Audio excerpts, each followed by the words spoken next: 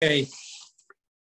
Today's Daf Yomi is sponsored by Yocheved Heiligman and in memory of the occasion of her mother's yortzeit, Rachel. So let us start with today's Daf Yomi. We're going to start on the bottom of 15b, two lines from above where the lines get wide. We're continuing with the story of Elisha ben Avuya. So the Talmud tells us that Shmuel found Rav Yehuda. We're on the bottom of 15b. Shmuel found Rav Yehuda that he was crying. Shmuel found Rav Yehuda the Tali, the Ibra, the Dasha, the Kabachi. He was hanging along on the side of leaning against the door and crying. Amrulay Shinana. He said, "Oh sharp one." That's how he referred to his student as the sharp one. He said, "Why are you crying?" He says to him, "My kabachas, why are you crying?" So Rabbi Yehuda says, "Mi zutra, my deksiv behu berabanan." Is it an insignificant thing about that which it says to you from the verse of Isaiah? Aye sofer, aye shokel, aye sofer asamigdalim. Where is the sofer? Where is the shokel? Where is the one who counts the towers? Meaning, say, what do all these things mean? Hi, sofer. What does it mean? Where's the sofer? Shall you sofer kol osil Shabbator? Where are these great holy Jews that used to count all the letters of the Torah, and now they've gone astray? Hi, shoko. Where's the one who was shokel? Shall you shokel kalam v'chamurin Shabbator? Used to weigh the significant against the significant things in the Torah to make limudim, the kal v'chomers. Hi, sofer and migdalim. Where are the ones who used to count the towers? Rashi gives. So you showed in Gimel Meos Halachos b'Migdal Parech Ba'avir that they would count. They used to make 300 laws about a tower hanging in the air. Rashi gives three explanations about this. One is that it refers to the letter Lamed is a chaf with a vav on top of it that leans a little to the left. So they will give 300 explanations about that, the top of the Lamed. Alternatively, they would talk it's about the Tower of Bavel, which is called Migdal Bavel. And the third one is that there is a special law that if you're which we're going to get to this at the end of the tractate, that if you're in a box, which you go into when you go into the outside the land of Israel, whether or not you're able to attract Tumah. This is actually very relevant for trains and airplanes. So they taught 300 laws about that. And he was crying, where are all these great sages now? They've gone astray. And Rabbi Ami taught that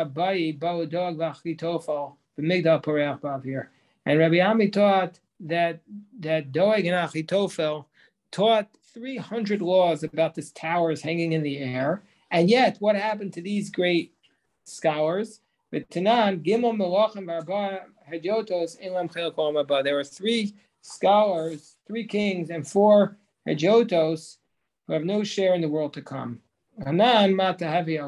So if those Doeg and Achitophel who used to teach 300 laws about the most esoteric topic of the Torah, if they went astray and they have no share in the world to come, what will be about us?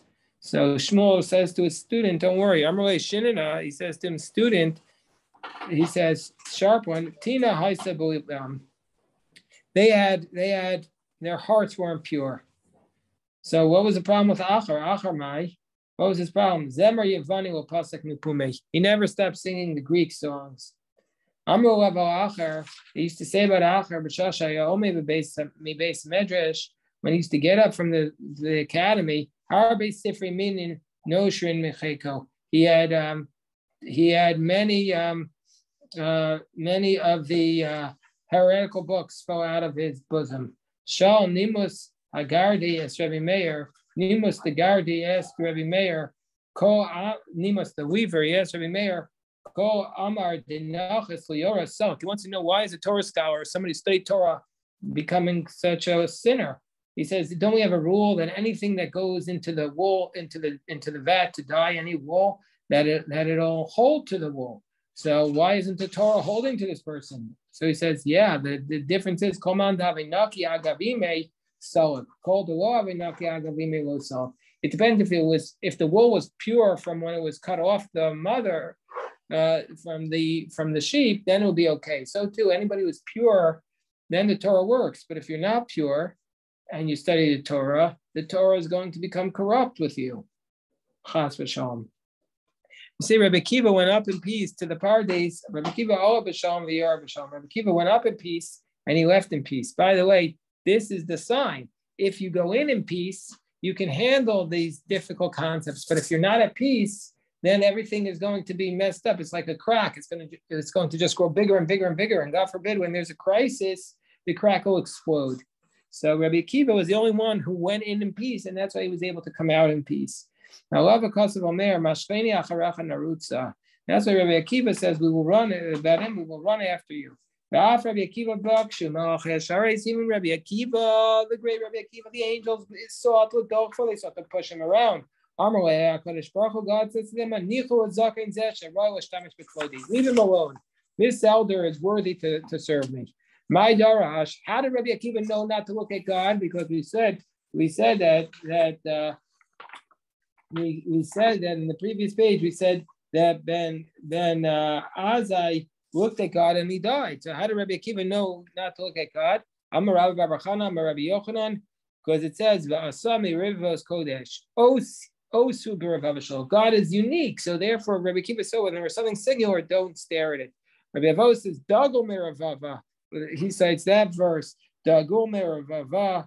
From Shira Shirim, he says, Dugmahu B'Ravava. God is singular in amongst the myriads. Reish Lakish says, Hashem Tzvako Shemo Adonu B'Tzevashol. It means that God was the master of his tzvako, so he knew not to look at that. Rabbi Chia bar Abba says, I'm Rabbi Yochanan. No, he knew from the verse from about Elijah the prophet. Lo beruach Hashem. He says God is not in the whirlwind. After that, there was an earthquake. Lo barash Hashem. God was not in the earthquake. There was fire. Lo ba'esh Hashem. God is not in the fire. After the fire was a soft, still voice. V'nei Hashem over, and that's where God was. So that's how Rabbi Akiva knew. He looked for the soft, still voice, and he found Hashem. Tana Rabbanan is a very nice piece right here. Shisha Devarim Nemru B'Shedim. 6 things are said about demons. Shlosha Kamalach Yashar, Shlosha B'nei Adam. And with respect to 3, they're like the angels, and with respect to 3, they're like the human beings. Shlosha Kamalach Yashar. With respect to 3, they're like the angels. And Shlosha B'nei Adam. So Shlosha Kamalach Yashar.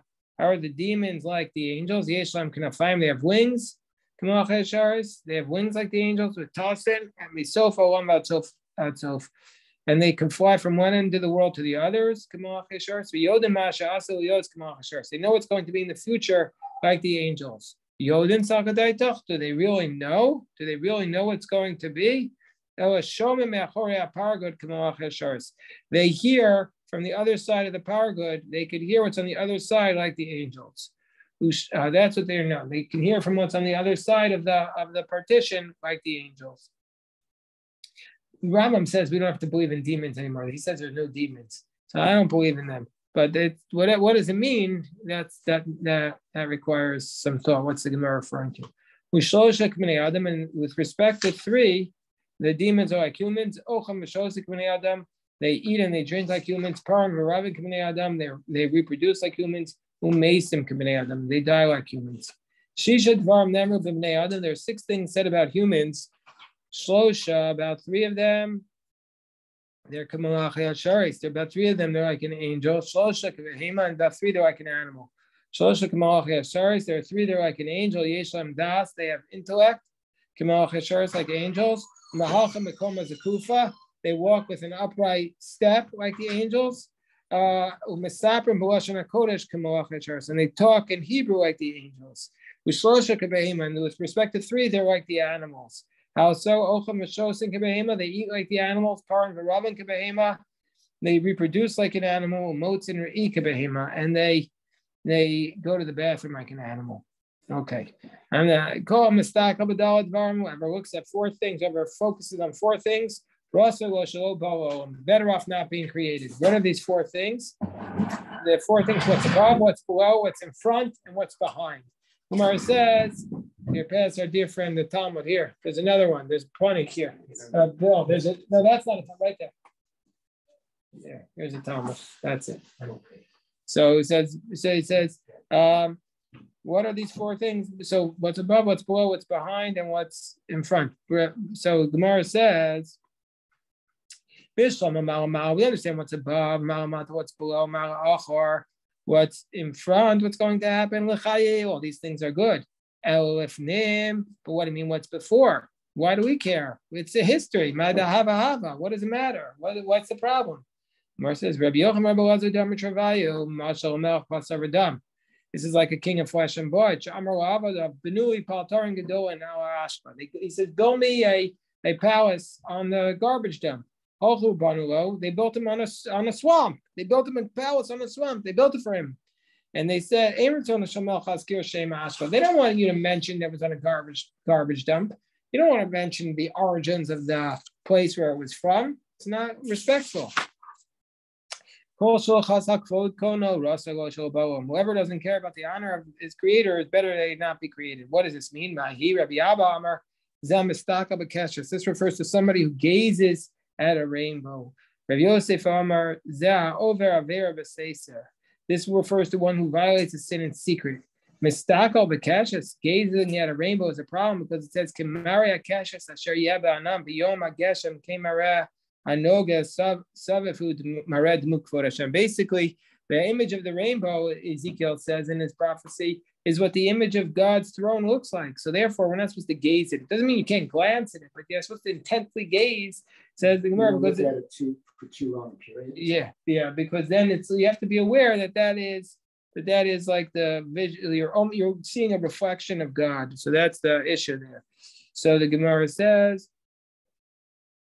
Rav Yosef Amar refers to that over Avera b'Seiser, one who violates sin in secret. K'der Rav Yitzchak, Rav Yitzchak, over Avera b'Seiser, kilo dochlik ragli shlima. Over violates a sin in secret. It's like you're cutting off the legs of the divine presence, as it says, Komar Hashem Hashemayim kisi v'haaretz adam ragli.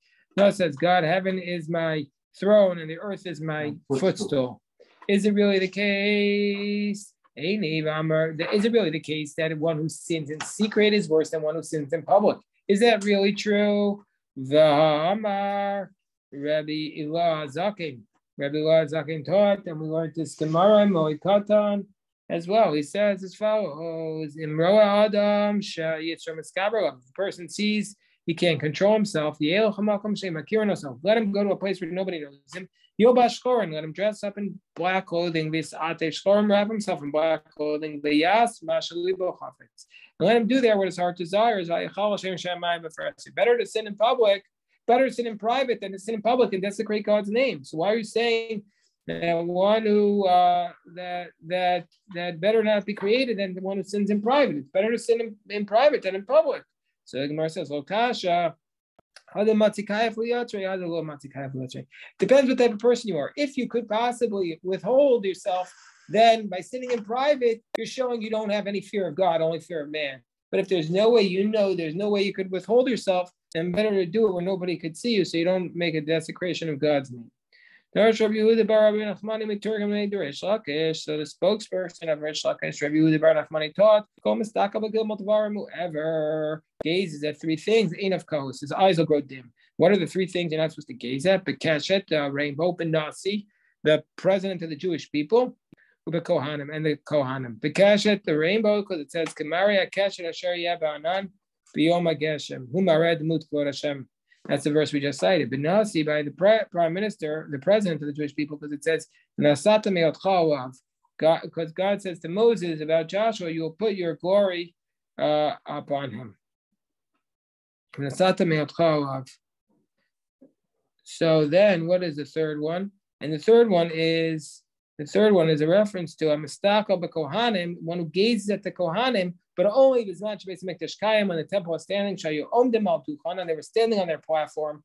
Mevarchin es Yisrael b'Shem Furish, and they blessed the Jewish people with the name of God. Darash Rabbi Yehuda bar Nachmani Meturgamei Derish Lakish Ma'ida said, what does it mean? Al Taminu Bereya.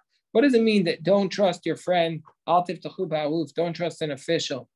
It means Im Yorach HaYetzer Hara Chato, if the evil inclination will tell you to sin. But don't worry, he says, and God will forgive you. Al tamein, don't believe him. Shenever al tamein bereya. Don't vein reya el yetzer hara. Don't believe the evil inclination. Never believe our evil inclination, as it states. Shenever, as it states. Don't believe the evil inclination, as it states. Aluf Ki yetzer leiv ha'adam ra. Ve'ein aluf al Kadosh Baruch Hu. And aluf refers to God. It says aluf nu rayata. Shema tomar, lest you say, mi may it be. Who is going to testify against me? Nobody will know. Avnei beis of the chorus beis of shaladam. Hey meidim. The stones of your house, the walls of your house, they'll testify against you. Today we'll say Alexa will testify against you. Siri will testify against you. As it says, Mishkavos lekecha shemor. As it says, Ki even mikir tizak kafis me'etz yanena. Whereas the Chachamim say, Nishmaso shal adam idebo. A man's soul will testify against him. As it states, Mishkavos lekecha shemor pitchei picha. When what is the thing that rests in your bosom? What is it that rests in your cloak? That's your soul. Rabbi Zreika says, no, who's going to testify against you? So the two angels who escort you wherever you go. As it says, the Chacham say, the limbs of a person will testify against him. As it states about the limbs of a person, as it states about the limbs of a person. Zok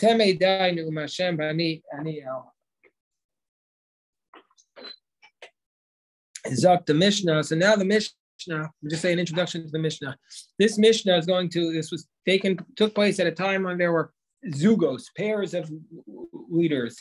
There were two people who led every generation. The Nasi was in charge, and the Av Bezin, the number two, he was the head of the court.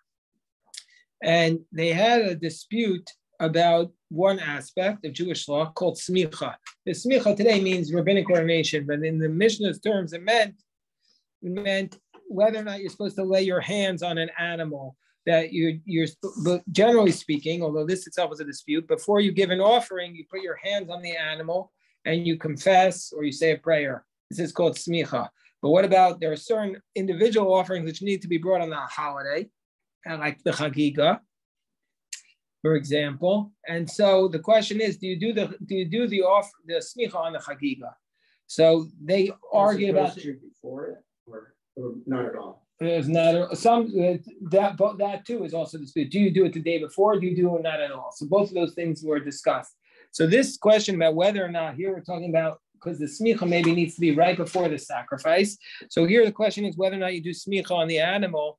And about this, Rashi tells us this was the first dispute that the Jewish people ever had. So if you want to know where did it start, they started arguing over this. And so they had this dispute for 5 generations. So it's an important question. Very, because it psychologically, both of them, the animal as well as the human, the smicha that you said, the rabbinic, they both involve a psychological it's called transference and counter-transference. But the idea of transference that you can actually transmit your inner being onto objects is a very, very contentious idea. Yeah, that's exactly it. Well, no. So that's exactly the point. Thank you. That what is the power of this concept? The underlying power of this smicha. Very nice. Very shkoyach.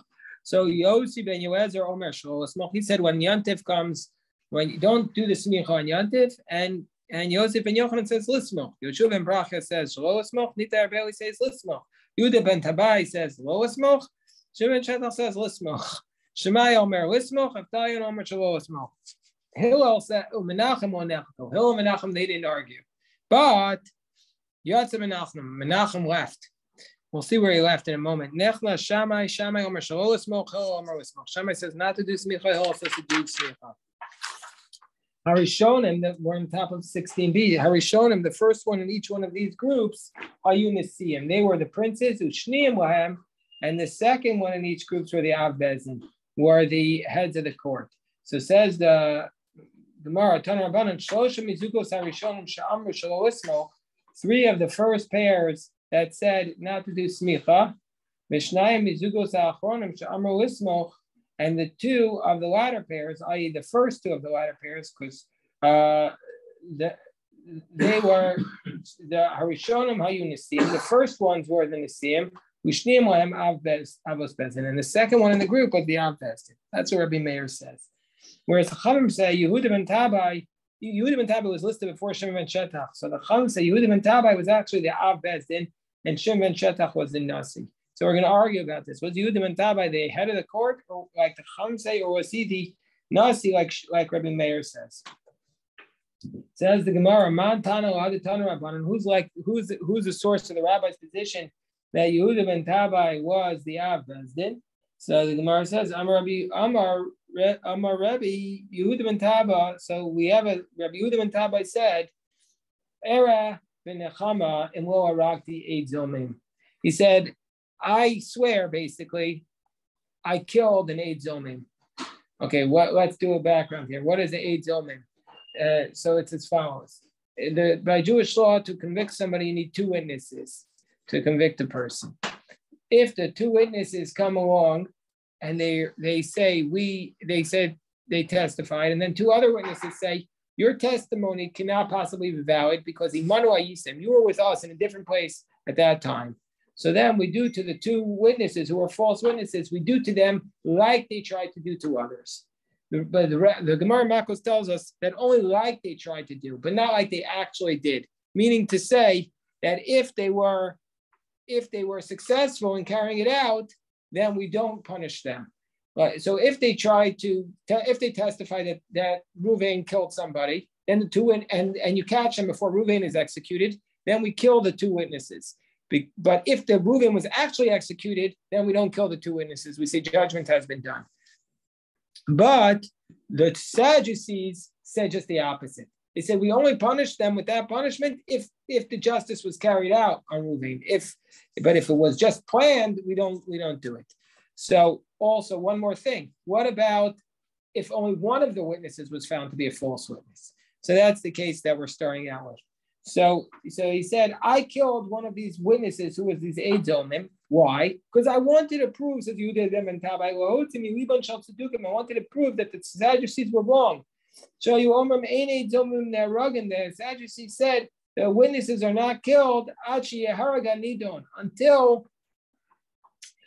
the witness is the one who's being judged is actually killed, until the person who they testified is actually killed. So I killed this false witness to show that he's worthy of death, even though this person wasn't put to death. But it was only one witness, and yet I put him to death because he tried to do it. So therefore, I put him to death. So Amru Chacham. There was only one witness who did what? There was only one witness whose testimony was impeached. The other witness was fine, and yet he still put the one witness to death, even though they really. So the Chachamim argued. They said, They said, no, these witnesses who were impeached, they're only punished with that severe penalty if both of them are impeached. They don't have to pay the penalty if both of them are impeached. And they only get lashes if both of them are impeached. They don't pay unless both are impeached. So Yehuda ben Tabai realized he put to death a person who's not innocent, but he was not supposed to get that penalty. So immediately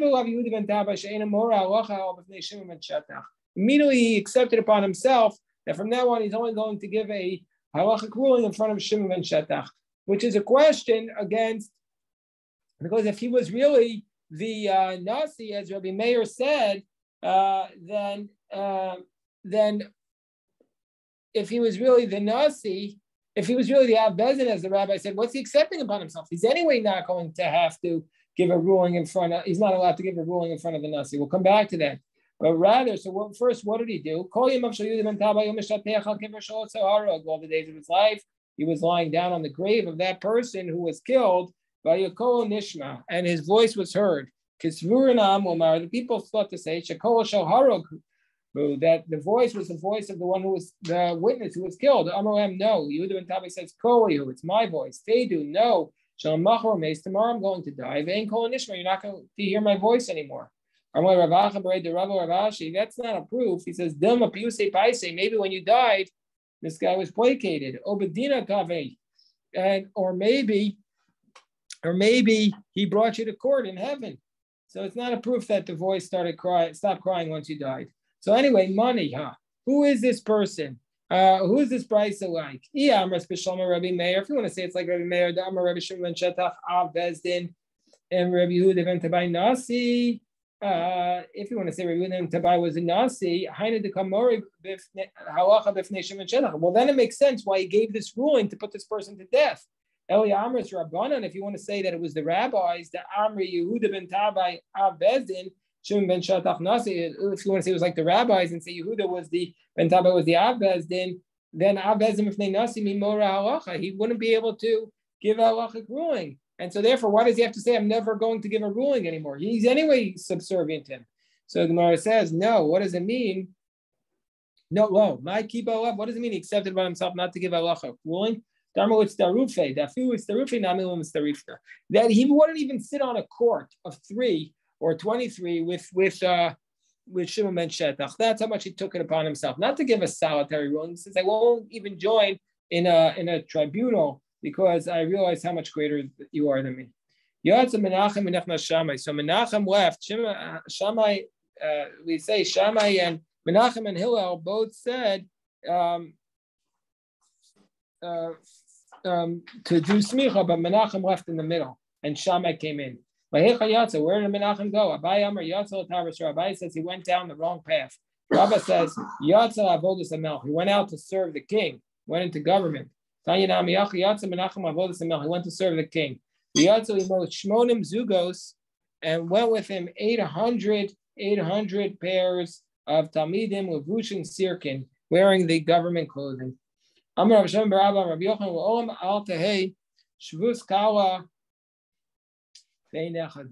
allow a rabbinic prohibition to seem light in your eyes. The only problem with smicha is it's a rabbinic prohibition, putting your hands on the animal on Shabbos or Yom Tov. It's only a rabbinic prohibition. And yet this is what the rabbis argue about. Gemara says, well, obviously that's the case. Pshita, it's obvious that you can't violate a rabbinic law. So Gemara says, no, the reason why he's mentioning this is shvus mitzvah, it's triple. He needs it for even when the shvus to do a mitzvah, a rabbinic law, in this case it's a mitzvah, and we still don't violate the rabbinic prohibition. Hanami pshita. So this is also obvious. This is also obvious that we can't allow that to be light in your eyes. It's obvious. So our Mishnah is talking about. No, so it's talking about there are those who said you never do smicha. So we're saying, no, we do smicha. So we're saying we're not arguing about here in our Mishnah whether or not you do the smicha. We're arguing about whether you do the rabbinic violation in a situation where it's a mitzvah. So the Gemara says, okay, we'll stop here. We'll pick this up, God willing. If anybody has a question, I'll be happy to address it, but we'll pick this up.